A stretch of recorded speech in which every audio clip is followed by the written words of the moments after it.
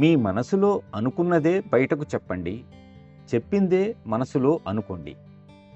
నేను ఈ పని చేయాలనుకుంటున్నాను అన్నప్పుడు మీరు నిజంగా అలాగే అనుకుంటున్నారా?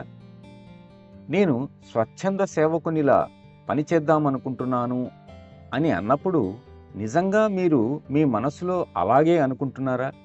ఎందుకంటే మీరు స్వచ్ఛందంగా వాలంటీరు పని చేయడానికి పూనుకుంటే మీకు స్వేచ్ఛ ఉండదు, ఇష్టాయిష్టాలతో పని ఉండదు, ఎంపిక ఉండదు. మిమ్మల్ని ఏ పని చేయమని అప్పగిస్తే ఆ పని చెయ్యాలి. వంటగదిలో గిన్నెలు కడగటం నాకు అలవాటు లేదు, మా ఇంట్లో ఆ పని చేసేందుకు పనివాళ్ళున్నారు అని మీరు అనకూడదు. సరే, కానీ మరి అటువంటప్పుడు నీవు ఇక్కడికి ఎందుకు వచ్చావు? స్వచ్ఛందంగా పని చేయడానికి ఎందుకు తయారయ్యావు?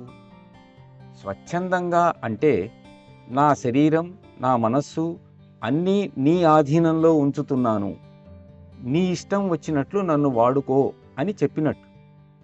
అప్పుడు నీలో అభ్యంతరాలు, అవరోధాలు ఏవీ ఉండకూడదు. ఆ పని నీకు చేతకాకపోవచ్చు, కానీ ఎలా చెయ్యాలో ఆయన నీకు నేర్పుతారు. ఆ విధంగా మనం నేర్చుకుంటాం.